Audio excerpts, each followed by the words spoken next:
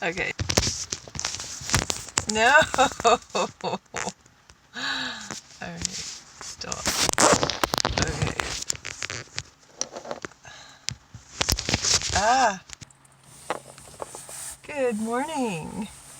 So it's Saturday and we're car camping in Victoria, BC. Oh, so this morning I went to the pool, worked out in the gym. It was really nice. And then I feel really good. I feel really clean. I do it every 2 days. And this morning's about organization because it's, again, too cluttered in the car. This tiny car is constantly being reorganized.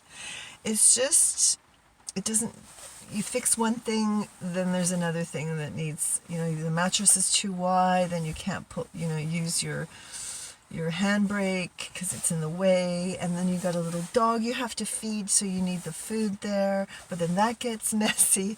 Then your clothes, if you have too many. So now I'm thinking about packing cubes today. Just have to remember where everything is. I mean, I bought dollar store mesh bags, which you can see the clothes, so this is probably a better idea than packing cubes for me, because I'm the kind of person who won't know what's in them if they're opaque. I need them to be clear. Ollie's doing well. He's on heart meds, so he's very, very active. His heart's going really well.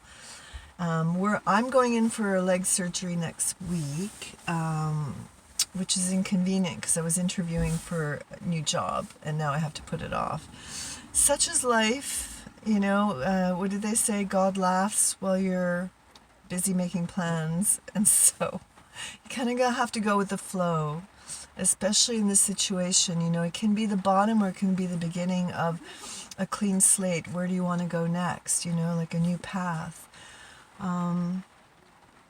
Definitely when you hit those kinds of bottoms, you realize that you've visited those places before, and it's a little bit circular.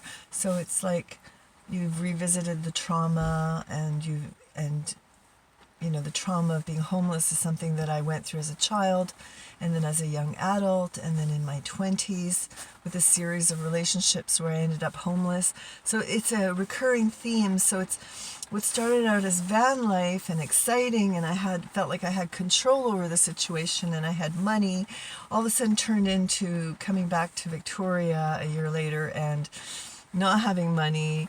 Van broke down, bought a new car, luckily I own it, and but Ollie had cancer treatment, so that was very expensive, $3,000 or more.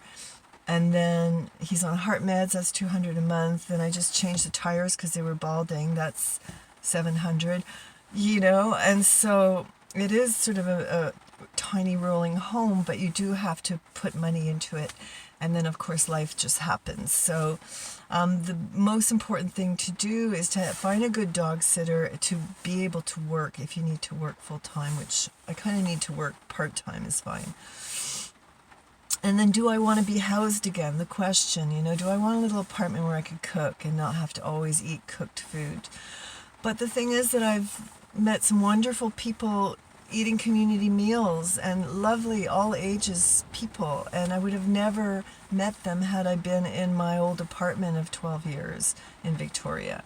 And I just sort of locked myself up a lot and watched Netflix after work and walked the dog. So it wasn't a life. And so when I left, I wanted a bigger life.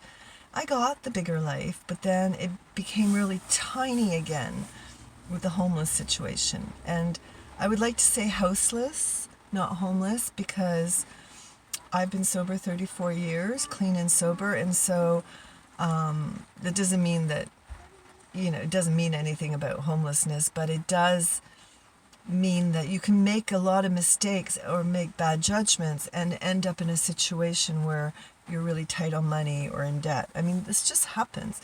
These are the things I need to work on. So I'm being totally honest, and Sure, there's a little voice in my head that says, at 62, you should have really like figured it out. But I think life just throws you stuff all the time. So you figure one thing out and then something new comes up. And that's okay. That's what it's all about. All right. Have a lovely day. Bye-bye.